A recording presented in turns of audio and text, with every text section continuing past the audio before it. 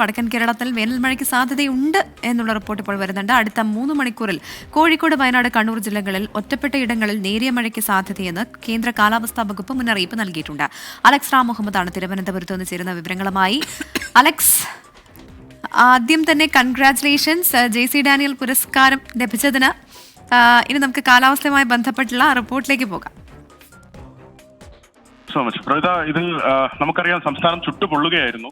അതായത് ഈ ദിവസങ്ങളിലെല്ലാം വിവിധ ഇടങ്ങളിൽ 34°C ചൂടും 35°C ചൂടുമൊക്കെയാണ് രേഖപ്പെടുത്തിയിരുന്നത്.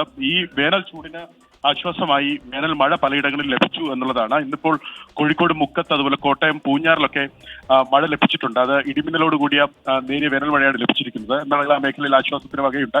അടുത്തൊരു 3-4 ദിവസം കൂടി സംസ്ഥാനത്ത് പലയിടങ്ങളിലും വേനൽ മഴയ്ക്ക് സാധ്യതയുണ്ട്. ഈ കേന്ദ്ര കാലാവസ്ഥാ വകുപ്പിന്റെ ടൈംലി അലേർട്ട് കൂടി വരുന്നുണ്ട്. അടുത്ത 3 മണിക്കൂറിൽ കേരളത്തിൽ കൊല്ലം, ആലപ്പുഴ, കോട്ടയം, ഇടുക്കി, എറണാകുളം, മലപ്പുറം ജില്ലകളിൽ വേനൽ മഴയ്ക്ക് സാധ്യതയുണ്ട്. നേരത്തെ, അതായത് തൊട്ട് മുമ്പ് വന്ന അലേർട്ടിലാണെങ്കിൽ കോഴിക്കോട്, വയനാട്, കണ്ണൂർ ജില്ലകളിലും വേനൽ മഴയ്ക്ക് സാധ്യതയുണ്ടെന്ന് അറിയിക്കുന്നുണ്ട്. ജാഗ്രത പാലിക്കേണ്ട കാര്യമൊന്നുമില്ല, കാരണം അത്രയ്ക്ക് വലിയ മഴയല്ല, ക്ഷമിക്കണം, ഇടത്തരം മഴയ്ക്കാണ് സാധ്യത.